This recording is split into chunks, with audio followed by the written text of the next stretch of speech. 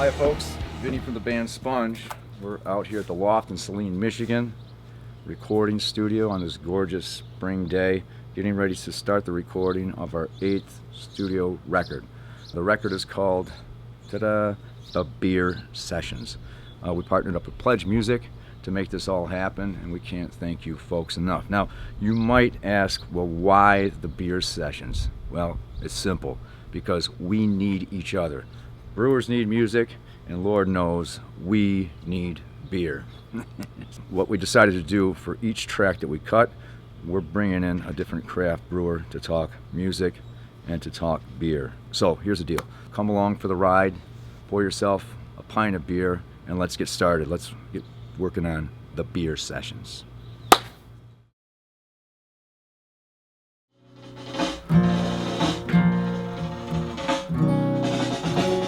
So what's the name of this track? It's called 2x4.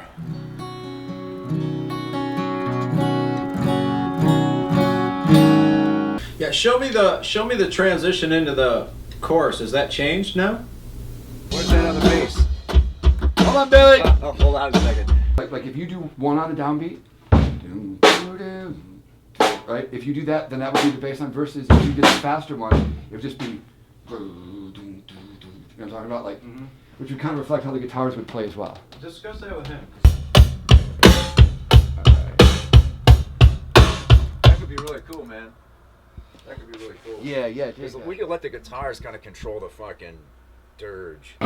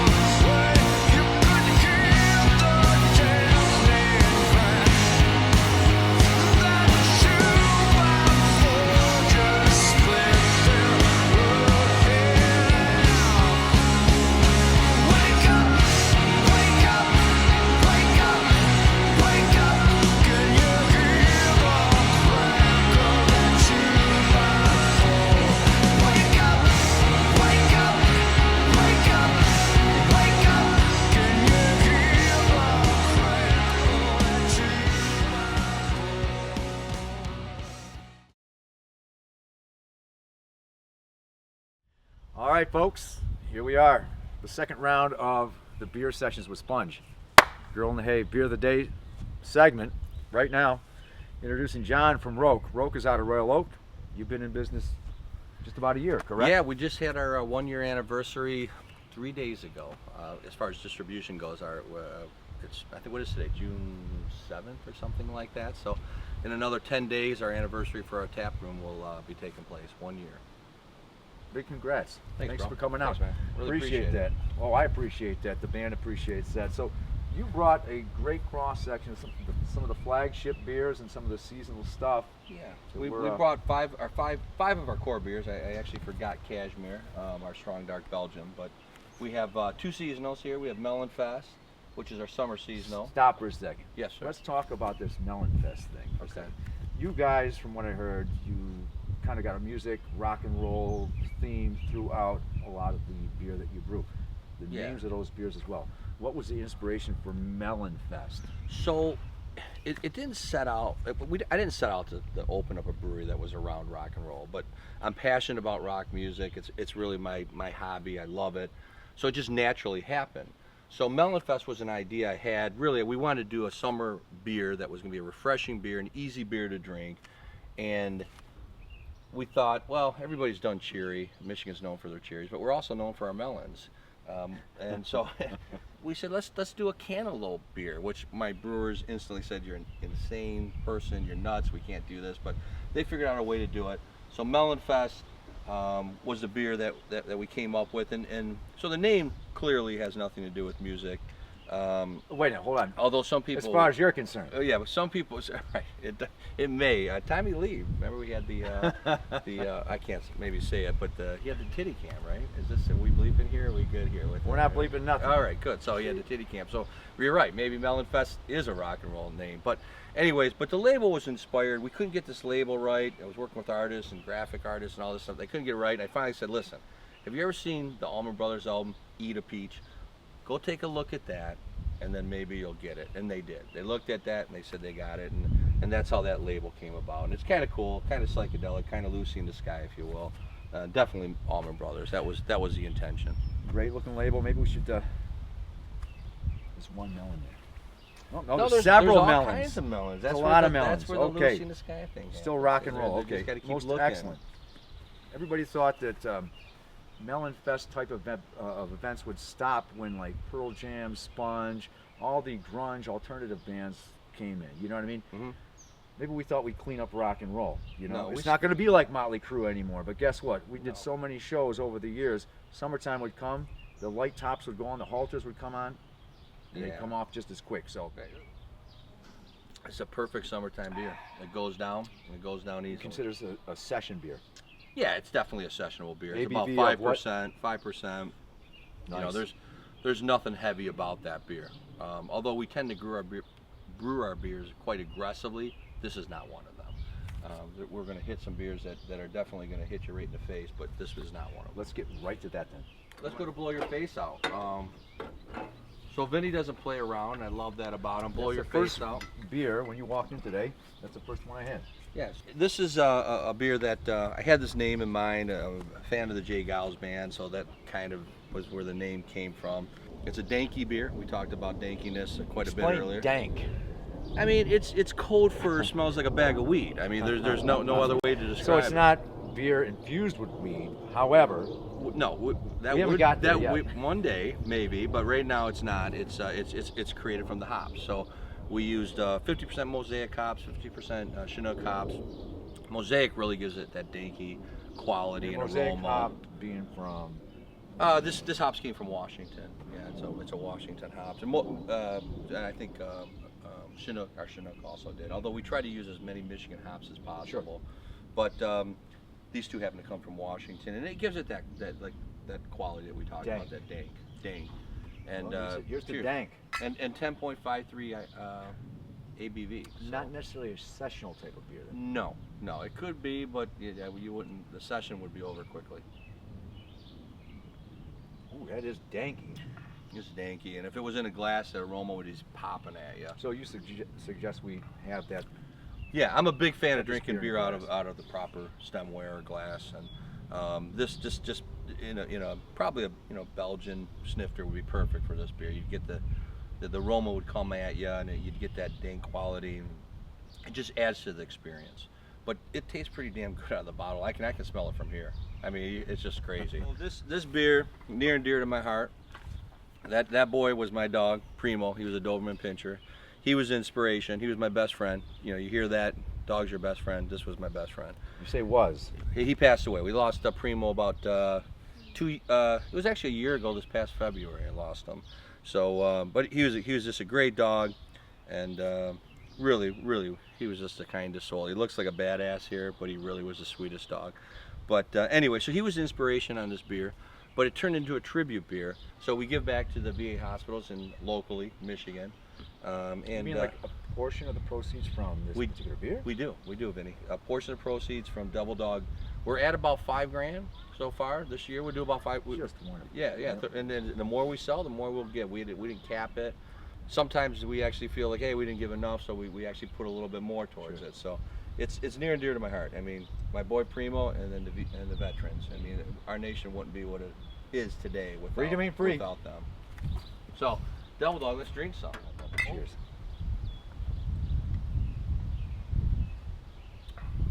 Get that coffee, that Coffee, chocolatey? chocolatey for sure. Yeah. So Make no maybe we mistake got some though, here. if I'm in a great steakhouse someplace, Mr. Paul's perhaps, you know. Mr. Paul's, what a great place.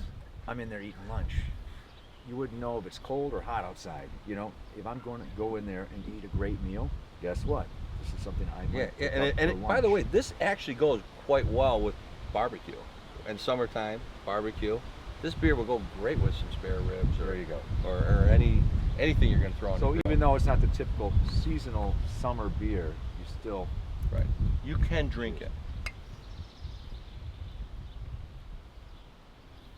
I love that beer. wow, Devil Dog, I really do. dynamite. So this is a beer. This is our #1 selling beer, live wire, 7 point, a little high in the ABV. Kind of overshot our goal on that, but we're about 7.9% on this. About 72 IBUs, but it's our #1 selling beer. You know, the music thing. You know, Live Wire is it an AC/DC song? Is it a Motley Crue song? It's up to you. You know, For me, it was an I would AC/DC say song. A lot of people think it's a Motley Crue song, but it's a Bon Scott song. Bon Scott, baby. Love him to death. Although Brian Johnson's one of the few replacement lead singers, and God bless Bon Scott, he passed away, that did justice to the previous singer, I think he did a great job. But anyways, I'm not sure about Axl fronting AC/DC right now, I'll be honest with you. I don't know what you Did think anybody about see it. Axl singing for AC/DC? I did, and Where? No, I haven't seen it. I've seen YouTube. That's where. But I listen. I love Axl. I mean, I remember seeing Guns N' Roses back when they broke, and I love him. But I don't know, AC/DC. I'm just not feeling it. How about you? Do you like that?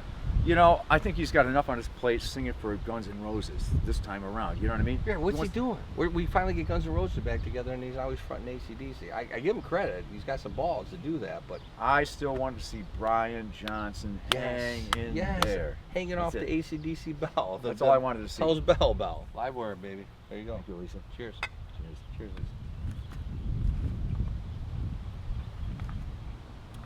I fucking love that beer. I mean, that is just man, to me. it's hoppy, but you can tell. Oh, it's hoppy, but it's drinkable. Drinkable. Yeah. But at 7%, Close, yeah, a little past 7.5 actually. if I'm hanging out in Royal Oak, how many of these am I going to drink? You know what I mean? You're gonna have a couple, maybe. But then that's what we got other In beers. 15 that fill in. minutes? You know, it's no, you don't want to do that. It's you got to manage it, and this is not a beer that you're gonna. Unmanageable is my problem. Well, then. Last but not least, Definitely last but not least. So Mean Street, this is so my band, there's a couple bands we all have in our life, right? I have one of them would be Van Halen, David Lee Roth version of Van Halen. And Mean Street, come on. Fair warning, if you're a Van Halen fan, a Dave fan, you got to love that album, right? Although it was Eddie's album really. So Mean Street, and we threw, Detroit, muscle cars. I love cars. If you're in Detroit, you have to love cars. I remember about 15 years ago, I was in an airport once, and I was sitting around talking to some guys. Detroit City Airport? No, I was in an airport in another city, and I was talking to some guys. We were delayed, and where are you from? Oh, I'm from Detroit. Oh, Detroit. Next thing you know, we're talking about cars. They go, everybody in fucking Detroit knows about cars. And I said, you're damn right we do. The first car I ever had that I was really, really proud of was a 1969 428 Cobra Jet that I bought. It was the late 80s. I bought it for about $3,000, which was a lot of money then. Remember, that was a lot of money. 3 G's? 3 G's back then, and I sold it. This is how good of a businessman I am. I sold it for about $5,000. Today, that car would be worth about $250,000. So I'm not so good of a businessman. But what are you going to do? I had fun with that car. It was a beautiful car, and I'm still a Mustang guy to this day. Restored to stock? It was pretty damn close. It was pretty damn. Back then, remember, I bought it in the 80s, so it wasn't that far out, and it was a beautiful car. It was a shaker hood scoop, and I just love that car. My claim to fame, Royal Oak. Vinny Dombrowski, 1989. I had a 73 Pinto wagon that I had 2x4s. That I'm thinking your claim to fame is more than that, but go that ahead. were supporting the leaf springs, right? It broke down in Royal Oak. I left it there. I walked home. The impound notice came. I go, I can't even pick up this car. I don't have enough money, you know. And that's it. I just left it in the streets. But we wanted a hoppy red beer. This is borderline an IPA, so there's gonna be some hops that come through on this beer. Cheers.